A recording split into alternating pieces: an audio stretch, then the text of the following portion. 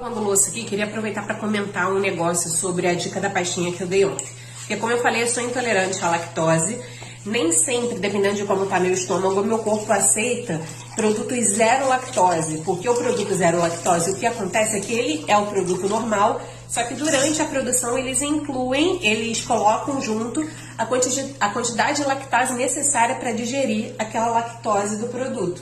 Só que, como eu falei, nem tomar o comprimido pra mim resolve, porque chegam momentos que às vezes eu tô com o estômago realmente muito sensível. E aí eu tava buscando alternativas rápidas, né, pra poder substituir o requeijão, deixar essas pastinhas, essas comidas mais molhadas que deixam um sanduíche mais suculento, que dá pra passar na torrada, enfim. Uma coisa que, assim como um requeijão, uma maionese, eu compro no mercado, eu trago para minha casa e num momento de desespero e correria, eu abro a geladeira ou o armário, eu pego e como. Passo assim na torrada morrendo de fome para poder comer. Só que o que acontecia é que nessas eu comia coisas que tinham lactose que me faziam mal.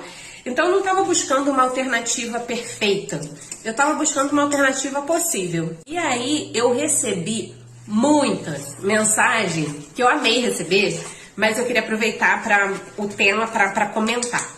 Muita mensagem com dica de pastinha, com receita de pastinha que eu poderia fazer. E tem uma que, por incrível que pareça, eu não recebi, mas é a que eu mais faço, porque eu amo muito, que é a pastinha de grão de bico, aquela hummus. Vocês falam aí do jeito que vocês quiserem, eu falo hummus.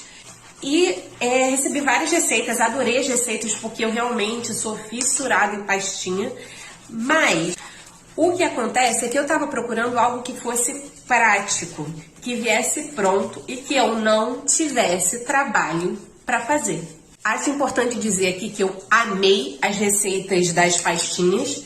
Eu só estou aproveitando o acontecido para comentar um pensamento meu aqui em relação à construção de saúde na realidade, no dia a dia. Porque eu acredito que a saúde, ela é construída no possível.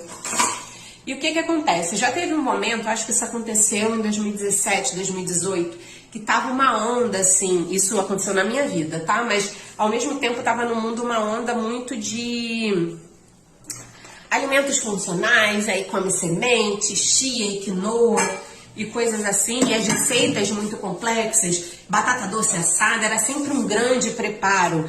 Teve aquele levante do programa da Bela Gil, ali tudo junto, que eu acho interessantíssimo. Só que o que aconteceu?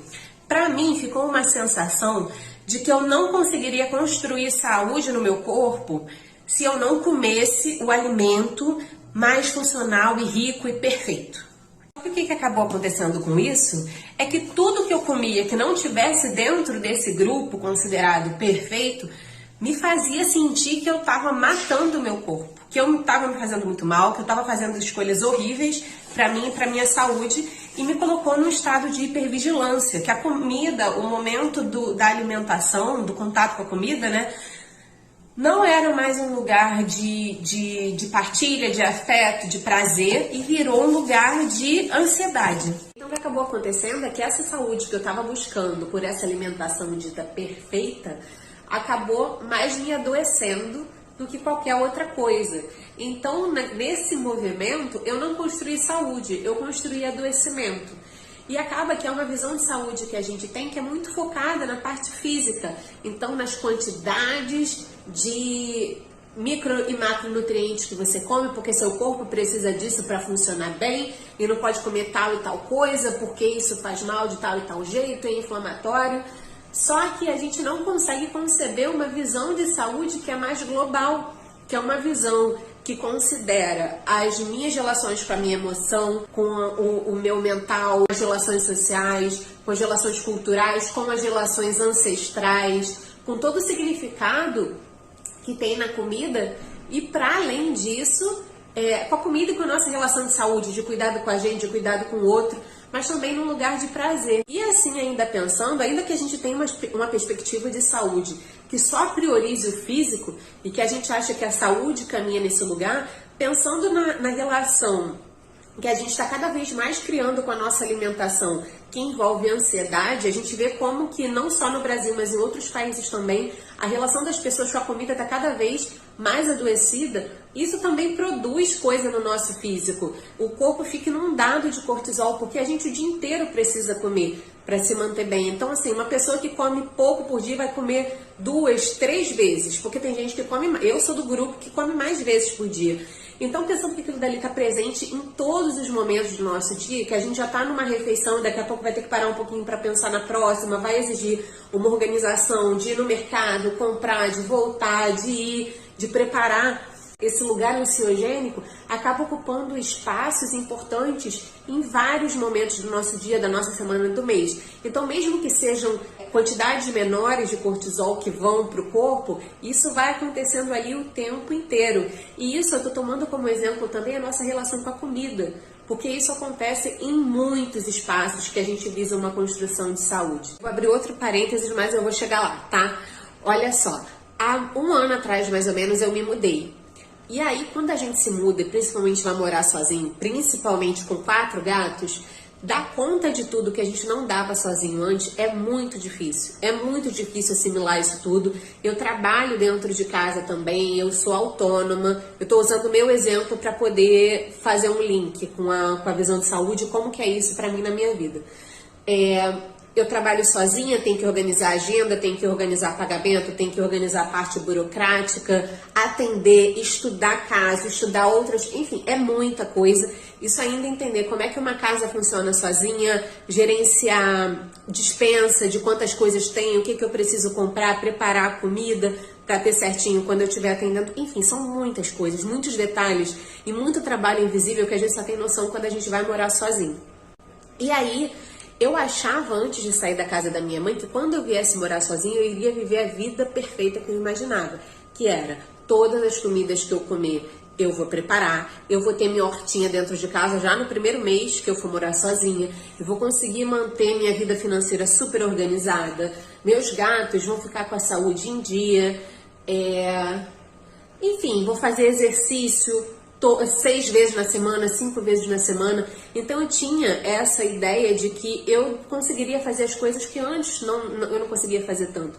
Só que eu não tinha ideia da quantidade de trabalho que viria com isso, da quantidade de tempo que a gente acha que não tem, que tem e não tem na verdade, porque é consumido com esses trabalhos invisíveis do dia a dia que só quem faz tem ideia de quanto isso demanda.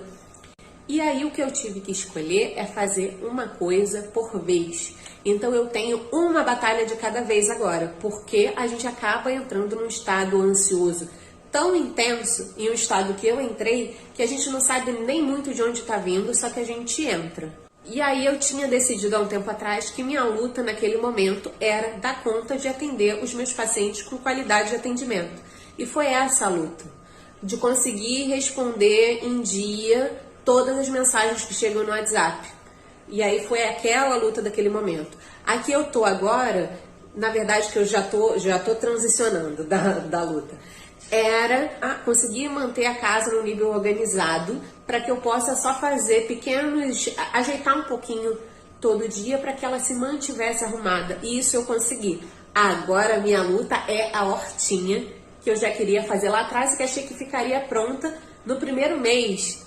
Deu na minha casa nova, só que não rolou. E aí dentro disso, sabendo que o meu projeto pessoal de agora é a horta, é não matar minhas plantas que eu tô aprendendo a cuidar, eu não posso, não vou conseguir, não vou dar conta de focar em ter a alimentação que eu tenho de fato vontade de ter, que é preparar a maior parte das coisas que eu consumo, que é parar de comer alimento processado ou reduzir drasticamente, mas também sem ser uma coisa de uma preocupação muito grande, porque eu sei que isso pra mim também não é bom. Enfim, não vou dar conta disso agora.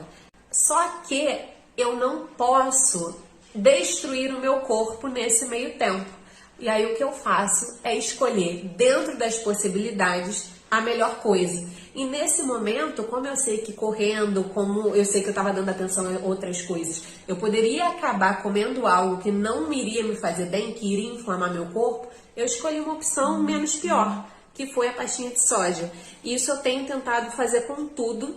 Usei essa questão da alimentação e da escolha de comidas diferentes como uma ilustração, mas eu acho que pode ajudar a gente a pensar em várias outras escolhas que a gente faz sobre a nossa saúde e sobre a nossa vida, não considerando só aspectos físicos, mas emocionais também. De pensar o que dá pra gente escolher, que é melhor pra gente dentro do que a gente tem como possibilidade no momento.